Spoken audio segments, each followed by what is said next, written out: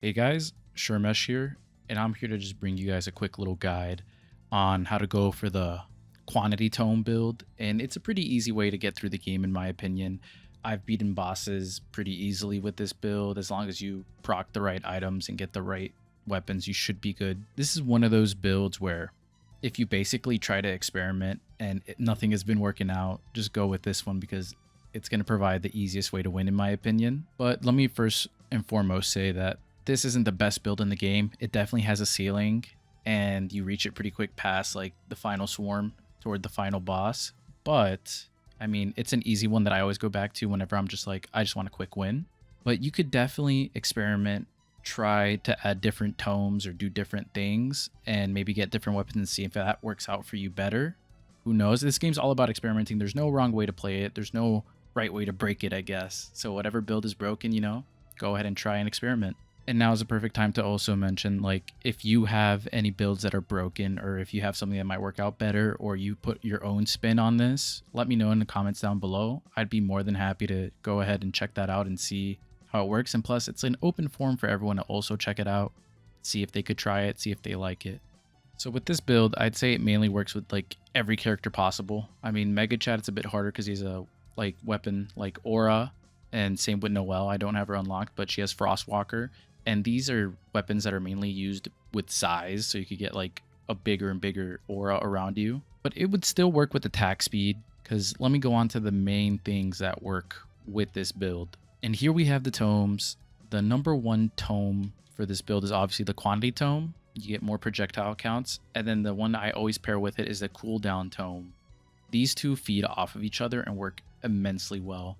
See, with the quantity tome, you're just going to increase the number of attacks and projectiles, and a lot of things are considered attacks slash projectiles in this game. Aura is not one of them. You can't just get like a bunch of aura fields or frostwalker fields. But for things like a sword, the rockets, katana, shotgun, a lot of these things work well with the quantity tome and work very well in my opinion, especially the katana. But the main partner in crime with this build is having the cooldown tome, because getting that increased attack speed pairs so well with the quantity. So you just keep increasing your quantity over and over and over again while also increasing your cooldown, or decreasing it I should say, so it just sends out attacks faster and faster and faster. So you essentially are just building like a system of just spitting out attacks constantly to the point where you can't even like tell when it starts or when it like ends.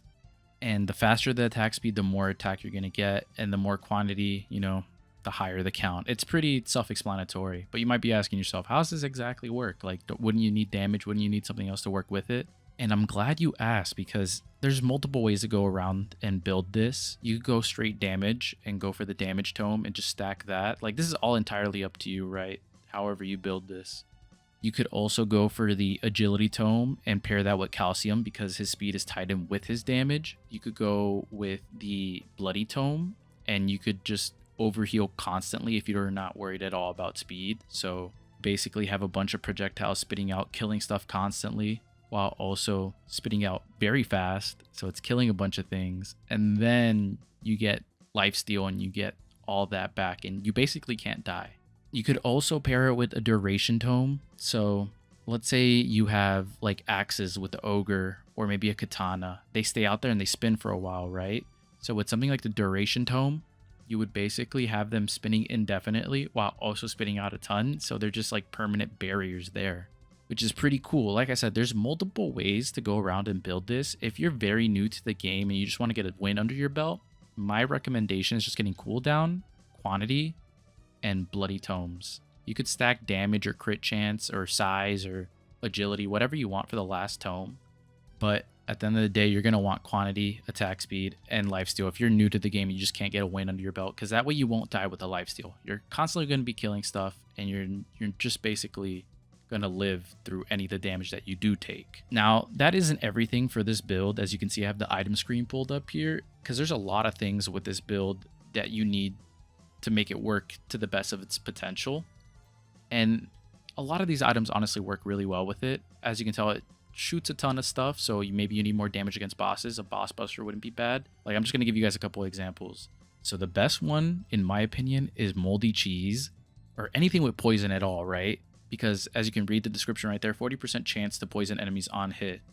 With that in itself, let's say you have 36 projectiles because you leveled up the quantity tome all the way up to like 12 or something. Those 36 projectiles hitting one boss all at once with a 40% chance to poison.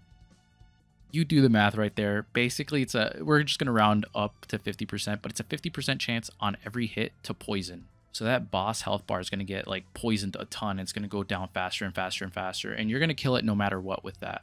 Now, if you pair it with other things, like this ice crystal, 7.5% chance to freeze enemies. Like I said, those same 30 projectiles going out there, 7.5% chance to freeze an enemy.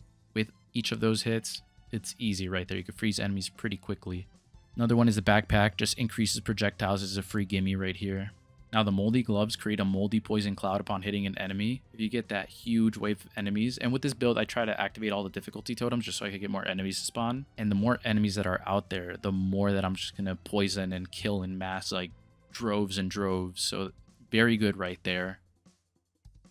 And if you're going for the ultimate poison build and you're not using someone like Calcium so you could take hits, because let's say you have an Aegis in your loadout, which, by the way, the Aegis does, as you can see, I have one of the runs with an Aegis. It does stack with the projectiles. So you're just going to have like 36 free chances to not get hit. And if you stack that with the Toxic Barrel, where you release Toxic Waste upon taking damage, which poisons everything around you, and then get a Gas Mask. If you get a Gas Mask at all during that run, you gain armor and lifesteal for every enemy infected with poison. So that poison build just goes absolutely nuts. But you don't need poison to fully make that work. There's other things you can get that'll help your build out. One right here is the cannon. The 20% chance to spawn missiles upon killing an enemy. So you're just constantly going to be killing and spamming those cannons. The lightning orb, if you're looking for a legendary item, 25% chance to summon lightning when hitting enemies. Same with the Dragonfire, 15% chance to summon Dragonfire when hitting enemies. And the most important one, in my opinion, the second most important one, would be the Unstable Transfusion, which is a 27% chance to stack Blood Mark upon hitting an enemy. And what Blood Mark does, it creates a little deep red bar next to the enemy. Well, the boss health, you'll see it most like evidently there. And with that little mark, basically once the enemy reaches that HP with its normal red like health bar, it'll instantly die once it touches that deep red. So that's an instant kill right there for like elites and bosses once you get up to that. It basically weakens them even more. And if you combine that with the Bloody Cleaver, Lifesteal now triggers Blood Mark stacks. So you're getting the best build possible. You could get a Lifesteal build, you could get a Poison build. There's so many ways to go around it, but the main gist of everything, you want stuff that has an on chance hit with these builds. So if I hit an enemy, on chance to activate this and this effect. You want those because you're just going to be spewing stuff and spamming constantly with the quantity and attack speed. And as you can see, I beat the boss. I showed it in the background. I don't know if you noticed. I might have been talking during it, but I beat the boss with both of these builds that I had here.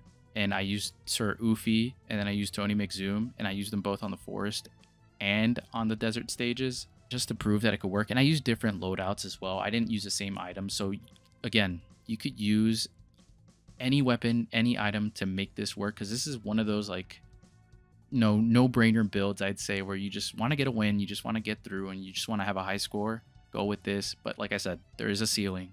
And the ceiling, I'd probably say, is like 30,000, 35,000, depends on how you properly like do stuff. But if you're okay with that and you just want to unlock stuff and get stuff done, this is the way to go. So I hope you guys enjoyed. And once again, leave down in the comments below your best builds, and I'd be super interested to see what you guys have going on. Peace.